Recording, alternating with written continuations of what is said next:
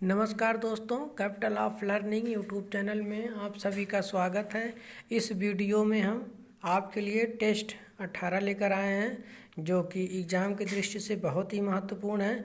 तो वीडियो के अंत तक बने रहिएगा। जितने भी क्वेश्चन हैं उसके जो जितने भी ऑप्शन हैं चारों, उससे रिलेटेड मैं कुछ फैक्ट बताऊंगा। तो जल्दी से capital of learning YouTube channel को लाइक कर दीजिए तथा जो अभी नए चैनल पर आए हैं चैनल को सब्सक्राइब कर लीजिए तथा ये वीडियो अपने मित्रों में शेयर कर देते हैं। शुरू करते हैं। पहला क्वेश्चन आपका क्या पूछा गया है, देखिए। सूची 1 को सूची 2 में सुमेलित करना है। तो पहली सूची आपकी कि अब्दुल गफर खान, सुभाष चंद्र बोस, मोहनदास करमचंद गांधी, रविंद्रनाथ टैगोर। सूची 2 में क्या क्या है आपका, महात्मा गांधी, सीमांत गांधी, नेताजी, गुरुदेव। तो आपको मिलाना है कि आप देखिए इसको कैसे करेंगे। खान, अब्दुल गफर खान को क्या कहा जाता है, तो सीमांत गांधी पहला का आपका हो जाएगा दूसरा, और एक आपका हो जाएगा दूसरा। और बी को सुभाष चंद्र बोस को क्या कहा जाता है, नेताजी। तो बी का आपका हो जाएगा तीसरा। और देखिए यहाँ पर करमचंद मोहन गांधी को क्या कहा जाता है, तो यह महात्मा गांधी होंगे। तो सी का आपका पहला हो गया। और देखिए यहाँ रविंद्रनाथ टैगोर को क्या कहा जाता है, गुरुदेव। तो डी का आपका 4 हो गया। तो आप देखिए 2 3 1 4। तो देखिए कौन सा ऑप्शन इसमें मिल रहा है आपका, तो ये देखिए 2 3 1 4। तो पहला वाला ऑप्शन क्या हो जाएगा, सही हो जाएगा आपका, करेक्ट आंसर ये हो जाएगा। और इनमें देखिए क्वेश्चन ये भी पूछा गया है कि जो अब्दुल गफर खान है इनको सीमांत गांधी कहा जाता है, सुभाष चंद्र बोस को नेताजी, और मोहन चंद जो गांधी जी का नाम पूरा नाम था मोहनदास करमचंद गांधी को महात्मा गांधी, और रविंद्रनाथ टैगोर को गुरुदेव कहा जाता है। अगला क्वेश्चन देखिए, यहाँ पूछा गया है कि महिला टेनिस प्रतियोगिता अबू धाबी ओपन 2021 के महिला एकल का खिताब किसने जीता है, बताइए। एरिन सरबालेका ने, बेरेनिका कुदेरमोटोवा ने, या सोफिया कैनिन ने, या एलिना स्टोलिना ने। तो करेक्ट आंसर आपका हो जाएगा यहाँ पे एरिन सरबालेका ने। अभी जो यहाँ पर महिला टूर्नामेंट अबू धाबी में हुआ था। अच्छा, अबू धाबी कहाँ पर है, ये जो है यूएई संयुक्त अरब अमीरात की राजधानी है। ये गल्फ मतलब फारस की जो खाड़ी यहाँ पर बनती है वही में एक देश है क्या, अबू धाबी, उसी की राजधानी है। और यहीं पे 2021 की महिला एकल जो टेनिस प्रतियोगिता हुई थी उसकी कौन जीती, एरिना सरबालेका ने। चलिए अगला क्वेश्चन देखते हैं आपका। हाल ही में किस मंत्रालय ने ई संपदा पोर्टल ऐप को लॉन्च किया, बताइए। आवास और शहरी मामलों के मंत्रालय, खेल मंत्रालय, योजना मंत्रालय, या नीति आयोग। तो करेक्ट आंसर आपको हो जाएगा आवास एवं शहरी मंत्रालयों ने अभी ई संपदा पोर्टल आपका लॉन्च किया है। तो करेक्ट आंसर ये हो जाएगा। अगला क्वेश्चन देखते हैं आपका। यहाँ दिया गया कि किसका परमाणविक ईंधन के रूप में प्रयोग नहीं होता है, बताइए। यूरेनियम का, थोरियम का, प्लूटोनियम का, या लेड का। तो करेक्ट आंसर हो जाएगा लेड का। हम क्या कहते हैं, परमाणविक ईंधन में उपयोग नहीं करते हैं। इसका सिंबल क्या है, पीबी, यानी कि शीशा होता है। और किसका उपयोग हम करते हैं, यूरेनियम का भी करते हैं, थोरियम का भी करते हैं, प्लूटोनियम का करते हैं। थोरियम जो है सबसे जो है भारत में केरल के जो तट है मोनाजाइट बालू है उसमें सर्वाधिक मात्रा में क्या पाया जाता है, थोरियम पाया जाता है। तो इसको याद रखिएगा, ये क्वेश्चन हमेशा एग्जाम में पूछा जाता है कि जो केरल के मोनाजाइट बालू है उसमें कौन से जो है रेडियो सक्रियता धातु पाई जाती है। तो आप थोरियम बताएंगे जो कि परमाणु ईंधन के रूप में भी प्रयोग किया जाता है। और यूरेनियम का हम सबसे ज़्यादा प्रयोग करते हैं परमाणु ईंधन में। इसका जो है रासायनिक संगठन क्या है, इसका जो है रासायनिक जो है इसकी परमाणु क्रमांक संख्या 92 है, इसको भी याद रखिएगा। चलिए अगला क्वेश्चन देखते हैं आपका। वर्ष 1919 में पंजाब में हुए क्रूर हत्या जो है चारों की जो है विरोध स्वरूप ब्रिटिश सरकार से प्राप्त सर की उपाधि किसने लौटा दी थी। तो ये क्वेश्चन लगभग 15-20 बार एग्जाम में पूछा गया है। बताइए, तेज बहादुर, आशुतोष मुखर्जी, रविंद्रनाथ टैगोर, या सैयद अहमद खान। तो करेक्ट आंसर हो जाएगा जो सर की उपाधि थी रविंद्रनाथ टैगोर ने लौटा दी। इनको कब मिली थी सर की उपाधि, तो 1911 ईस्वी में जब जनगण मनगण अधिनायक इन्होंने रचना किए थे तब इनको जो है 1913 ईस्वी में ब्रिटिश सरकार द्वारा भारत रत्न को जो है इनको पुरस्कार दिलवाया गया था। तो भारत रत्न किस पुस्तक के लिए, गीतांजलि के लिए पाए थे। और ये भारत के पहले ऐसे जो है व्यक्ति थे जिनको भारत रत्न दिया गया था, तो उसी में इनको सर की उपाधि दिया गया था। सर रविंद्रनाथ टैगोर ने जब जलियांवाला बाग हत्याकांड 1919 में हुआ, 13 अप्रैल 1919 में, तब इन्होंने इसकी सर की उपाधि लौटा दी थी। और उसी में 1920 ईस्वी में गांधी जी ने इसी के विरोध में सविनय जो है असहयोग आंदोलन की शुरुआत किए थे। अगला क्वेश्चन देखते हैं आपका, विश्व पर्यावरण दिवस कब मनाया जाता है? ये भी बहुत सारे एग्जाम में पूछा जाता है।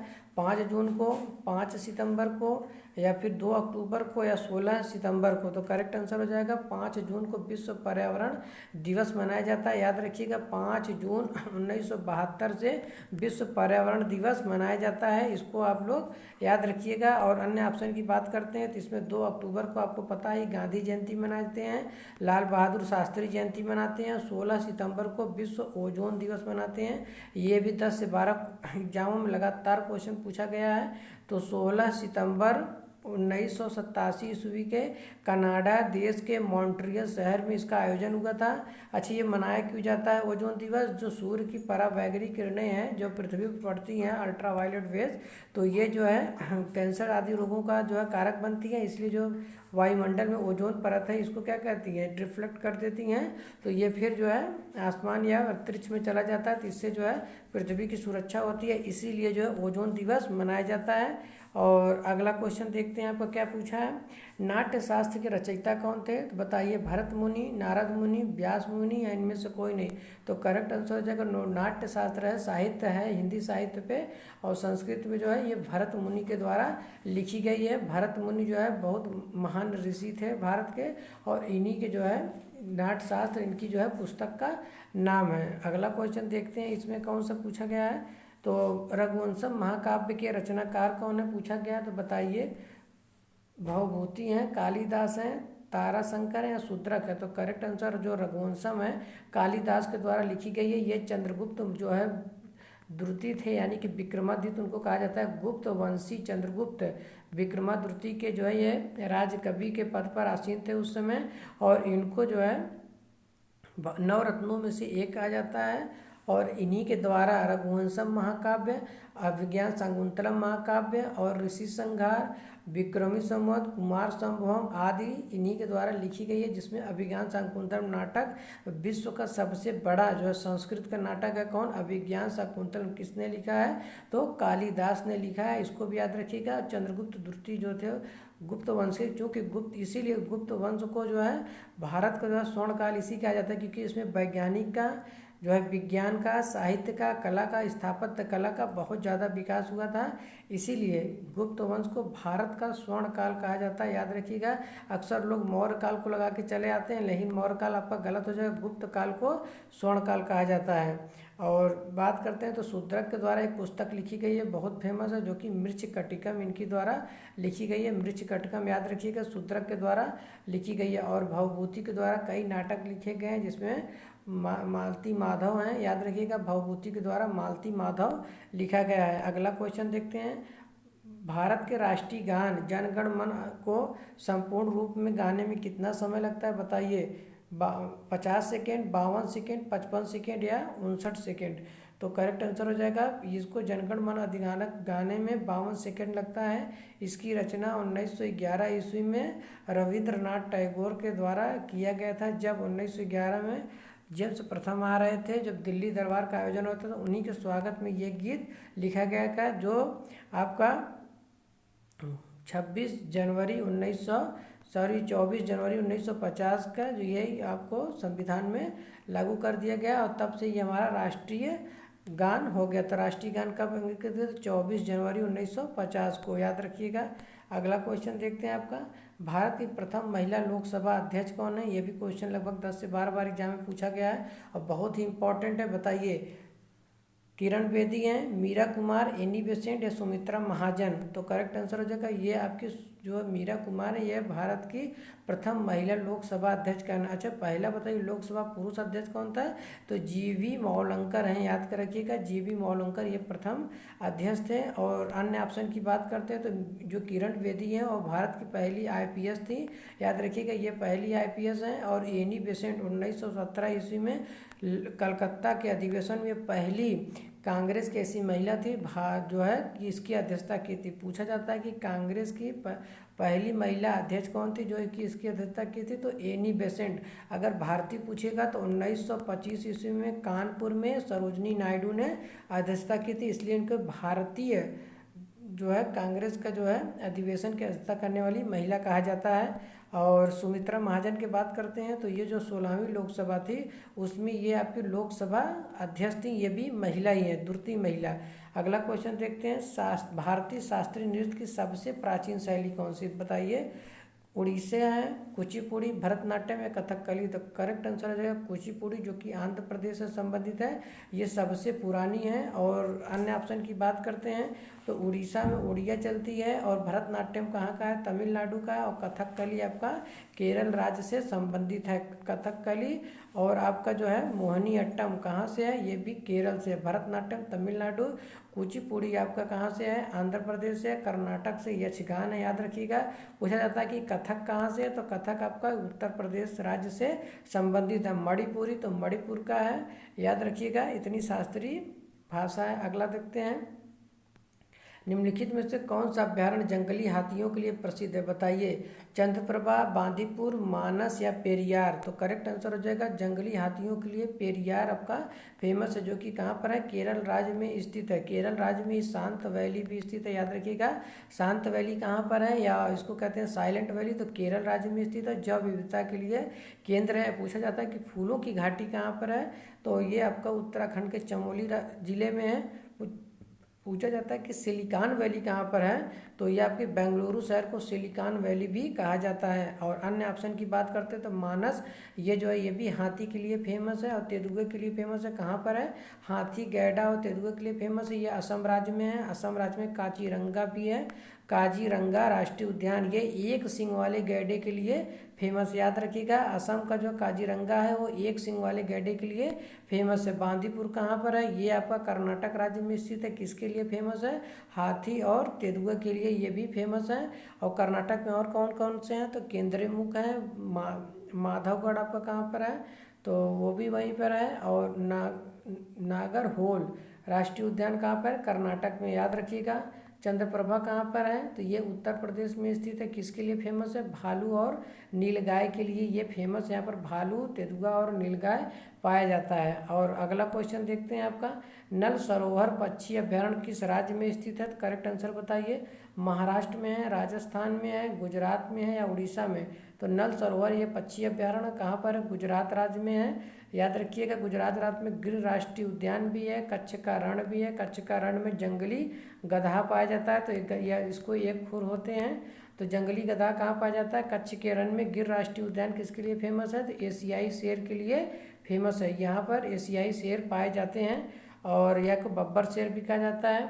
महाराष्ट्र में अगर बात करते हैं तो यहाँ पर कौन सा राष्ट्रीय उद्यान है, तो पेंच राष्ट्रीय उद्यान कहाँ पर है, महाराष्ट्र में स्थित है। राजस्थान की अगर बात करते हैं तो इसमें कौन सा पाया जाता है, आपका जो है घाना पक्षी विहार हो गया, और केवलादेव या घाना पक्षी विहार भरतपुर हो गया, रणथंभौर हो गया, ये सब कहाँ पर है, राजस्थान में है। और उड़ीसा में अगर बात करते हैं तो सिंपली फॉल हो गया, नंदन कानन चिड़ियाघर हो गया, और आपका कौन सा हो जाएगा, भितरकनिका, ये सब कहाँ पर है, तो ये सब उड़ीसा में स्थित है। अगला क्वेश्चन देखते हैं आपका, पनियान तथा इरूला जनजातियां किस राज्य में निवास करती हैं, तो करेक्ट आंसर बताइए। आंध्र प्रदेश, तमिलनाडु, केरल तथा महाराष्ट्र। तो ये आपकी हो जाएगी करेक्ट आंसर, आपका कहाँ पर हो जाएगा, पिरूला तथा पनियान जनजातियां आपका तमिलनाडु राज्य में पाई जाती हैं, याद रखिएगा। ये क्वेश्चन भी बहुत बार एग्जाम में पूछा गया, लोग कंफ्यूज होकर केरल लगा देते हैं। आंध्र प्रदेश में चेंचू जनजाति पाई जाती है, और गोंड जनजाति भी यहाँ पर पाई जाती है। तो केरल में जो है कौन सी जनजाति पाई जाती है, मोपला जनजाति पाई जाती है, याद रखिएगा। ये बहुत ही फेमस जनजाति है, मोपला और मालाबार तट पर ये जनजाति पाई जाती है। महाराष्ट्र में कौन सी जनजाति पाई जाती है, तो भील जनजाति, गडगरी जनजाति कहाँ पर पाई जाती है, महाराष्ट्र में। और ये क्वेश्चन पूछा जाता है कि जो ये केरल है इसमें जो है 1921 में मोपला के द्वारा इन जनजातियों के द्वारा अंग्रेजों के खिलाफ विद्रोह किया गया था। और इसमें जो है नीलगिरी की पहाड़ी पर जो है तमिलनाडु में टोड जनजाति भी पाई जाती है। अगला क्वेश्चन देखते हैं, सुभाष चंद्र बोस ने सिंगापुर में दिल्ली चलो का नारा दिया था, बताइए 1942 में, 1943 में, 1944 में या 1945 में। तो करेक्ट आंसर हो जाएगा आपका 1943 ईस्वी में सुभाष चंद्र बोस ने सिंगापुर में दिल्ली चलो का नारा दिया था, तब यहाँ पर ये कैप्टन बनाए गए थे, यानी कि इसके सुपरिटेंडेंट बनाए गए थे। अच्छा क्वेश्चन पूछा जाता है कि कब ये इन्होंने 1942 ईस्वी में आज़ाद हिंद फौज में शामिल हुए थे और इनको कैप्टन बनाया गया था, कब सुपरिटेंडेंट बनाया गया था 1943 में। याद करिएगा, आज़ाद हिंद फौज की कमान इन्होंने जो है इसमें प्रवेश कब किया था 1942 में रास बिहारी बोस के समय, और बाद में रास बिहारी बोस 1943 ईस्वी में इनको कैप्टन बना दिए, इसका हेड बना दिए। 1944 ईस्वी में फॉर्मोसा द्वीप के पास जो है सिंगापुर से जब ये जापान के टोक्यो जा रहे थे तो यहाँ पे फॉर्मोसा द्वीप पड़ता है, तो जहाज़ के क्रैश होने से इनकी वहीं पे बताई जाती है कि मृत्यु हो गई थी।